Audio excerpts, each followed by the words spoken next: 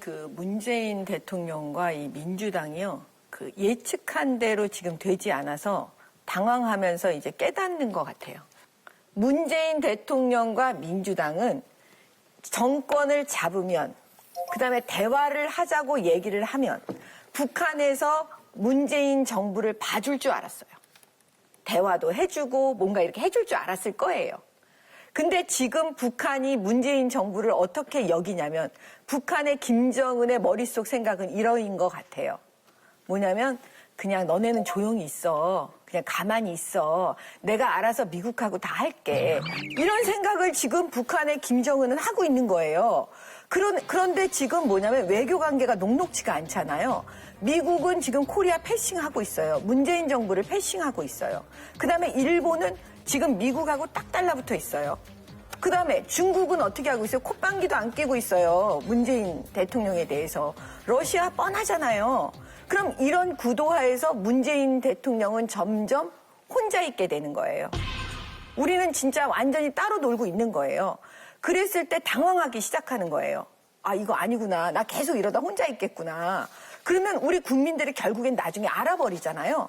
그러니까 지금 이 타이밍에서 그래도 우방인 미국 옆에 있어야 되는 게 아니냐. 그래야 내 목소리를 좀 내줘야 되는 거 아니냐. 내줄 수 있는 게 아니냐. 예. 그래서 저는 사드에 대해서 이렇게 배치하고 더 강압적으로 나가는 듯한, 미국 편을 드는 듯한 지금 이런 행보를 보이고 있는 거지 이게 오락가락이 아니라는 거예요. 사드의 효용 문제 하나하고 이게 이제 외교적인 측면에서 어떤 부협함이 있는가. 그렇다면 효용과 외교적인 문제가 완전히 바뀐 것인가.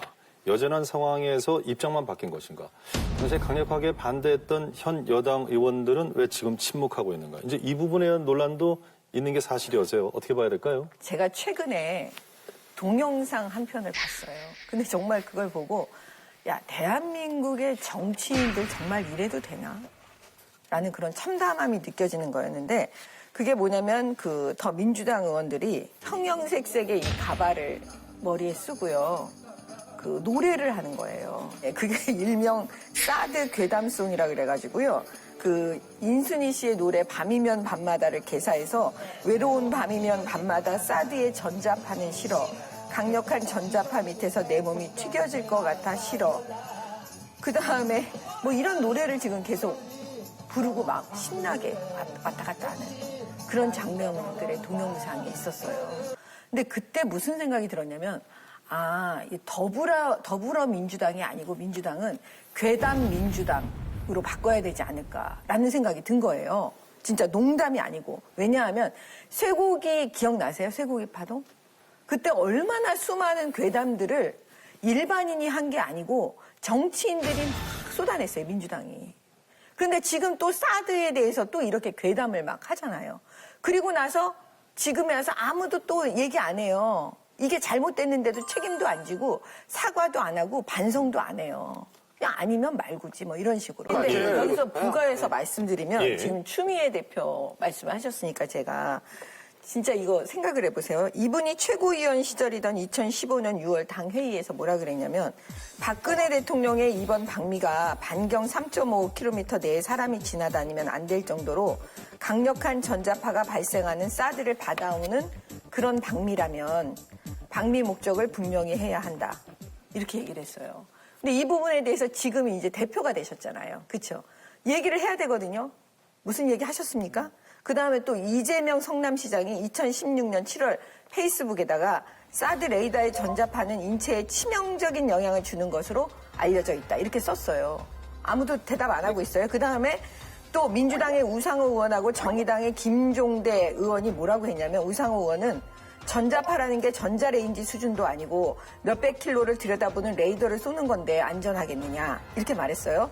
김종대 의원은 1991년 걸프전 이후 수만 명의 미군들이 전쟁 후유증을 앓았던 것은 전자파 때문이었다. 사드에서 나오는 극초단파는 웬만한 장비로 발생시킬 수 없는 위험한 전자파다. 이랬어요. 근데 이분들 지금 뭐라고 말씀하셔야 되는 거 아니에요? 같은 생각이에요.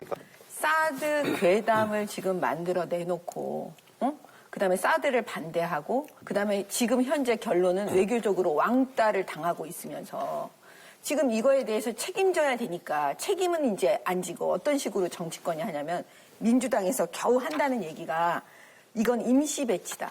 이렇게 말하는 거예요. 정말 책임지고 그다음에 사과하고 우리가 그때 판단을 잘못했다는 둥 뭔가 얘기를 해야 되는데 그렇게 안 하고 국민들을 또 속이는 거예요. 제가 말씀드리는 건 더 나빠요. 국민을 또 속이고 있잖아요. 괴담으로 속이지 이제는 또 임시 배치라는 말로 또 속이고 있어요. 제발 이러면 안 되는 거죠. 예. 지금 저희가 문제를 진짜 삼는 거는요. 문재인 대통령과 그다음에 이 민주당 이 분들의 무능력함에 대해서 사실 걱정하는 거예요. 왜냐하면 사드 부분은 사실은 이미 다 앞이 보이는 결론이 나는 문제였거든요. 근데 그것이 아니라고 마치 뭔가 그들은 새로운 해법이 있는 것처럼 국민을 속인 거라니까요. 그러면 여기서 걱정하는 건 뭐냐면 결과적으로 지금에는 야권이 원하는 대로 갔는데 니네 왜 그러냐 이렇게 얘기하면 안 되고 우리가 말은 못하지만 두려워하는 건 과연 이들이 우리를 안전한 곳으로 인도할 수 있을 것이냐 앞으로도.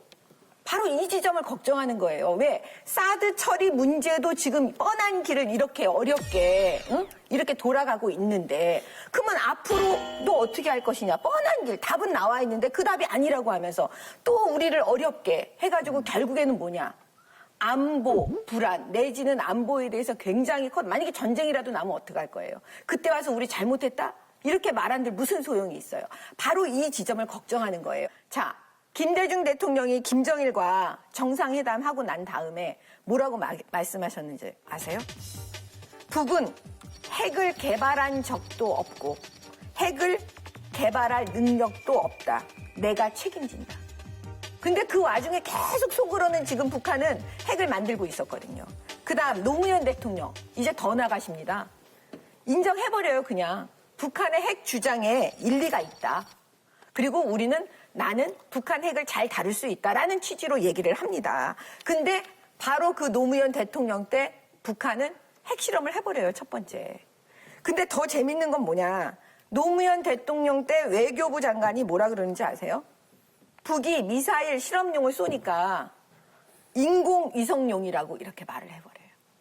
그래서 제가 지금 말씀드리는 거, 그 다음에 많은 국민들, 보수라고 말씀하시면 뭐 할 수 없지만 보수 쪽 국민들은 진짜 뭘 두려워하냐면 과연 우리를 안전하게 운전 잘해줄 수 있을까? 네. 문재인 대통령 이거 고민하는 거예요. 이게 지난 아니 제가 예. 국방위원회에 있을 때 이제 실질적으로 미국과 이 한국 그다음에 국방부 간의 이런 여러 가지 얘기들 이런 얘기들을 이렇게 다 전체적으로 종합해 보면은 사실은 이 전술핵에 대해서 미국은 굉장히 긍정적인 사실 입장도 있어요. 그냥 우리가 생각하는 것처럼 미국은 뭐 절대 전술핵 안 해준다. 이렇지 않습니다, 사실은. 왜냐? 그거는 뭐냐면 미국이 한국과의 지금까지 오랜 그 우방이라는 거. 그 다음에 일본과의 여러 가지 관계. 이런 동북아시아의 이런 여러 가지 시스템으로 봤을 때 사실 미국은 최악의 경우에는 우리가 전술핵을 다시 배치할 수도 있다라는 옵션을 가지고 있어요. 예, 그게 불가능한 건 아니에요. 근데 지금 제가 미국의 트럼프 대통령이 하는 여러 가지 페이스북에 올리는 거, 그 다음에 여러 가지 이런 대화들, 말들, 이런 걸 종합해 봤을 때 트럼프 대통령은 문재인 대통령을 믿지 않는다니까요. 그들이 한국이 이 미국에 대해서 우방으로 생각하지 않는데 과연 우리는 이 귀찮은 문제를 언제까지 계속 우방 노릇을 해줄 것이냐에 대한 근본적인 질문을 만약에 트럼프 대통령이 한다면 그러면 제가 볼 때는 외교적으로도 중국도 있죠. 러시아도 있죠. 여러 가지 일본도 있죠. 이런 복잡한 구도 속에서 예. 미국이 스스로 전술핵을 여기다가 배치하려고 할까요? 라는 질문을 할 수 있는 거예요. 그래서 문재인 대통령은 지금 북한하고 대화할 게 아니고 제가 볼 때는 미국하고 더 심각한 대화를 많이 해야 되고 우리가 우방이라는 거 이거에 대한 신뢰감을 계속 줘야 된다는 거예요. 대북 특사 파견하라 이 부분이요. 추미애 대표는 그러니까 제가 지금 이 표현을 지난번에도 썼는데 흘러간 옛 노래를 계속 지금 부르는 거하고 똑같은 거예요. 새로운 유행가를 지금 빨리 만들어서 불러야 되는데 그거 부를지 모르니까 그래서 우리가 무능력하다고 지금 걱정하는 거거든요. 그게 왜 그러냐면 이 대북 특사 기억나시겠지만 1994년 5월 18일 날 클린턴 미국 대통령이 사실 국방장관에게 지시합니다. 전쟁 하자고.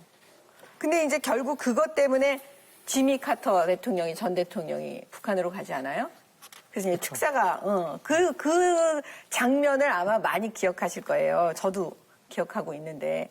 그런데 그 뒤로부터 이제 북한은 어떤 방식으로 했냐면 계속 속이는 거죠.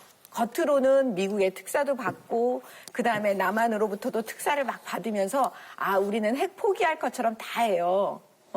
그러면서 계속 지금 핵은 그 문재인 대통령과 이 민주당이요. 그 예측한 대로 지금 되지 않아서 당황하면서 이제 깨닫는 것 같아요.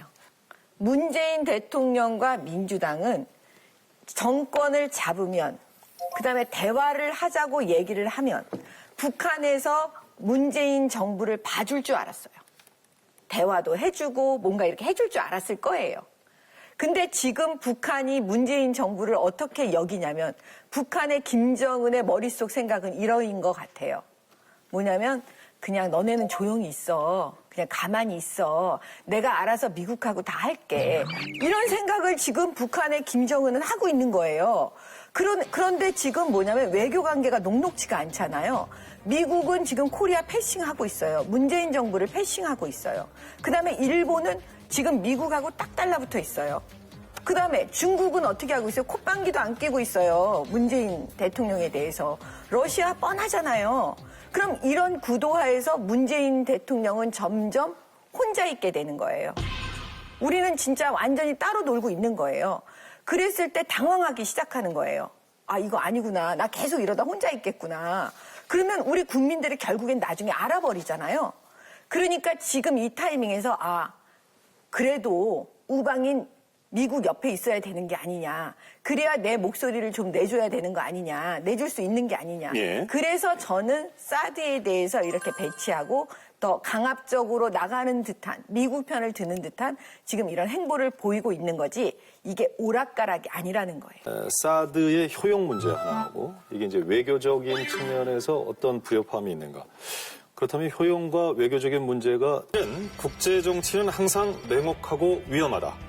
세상을 우리가 원하는 대로가 아니라 있는 그대로 보는 것이 중요하다.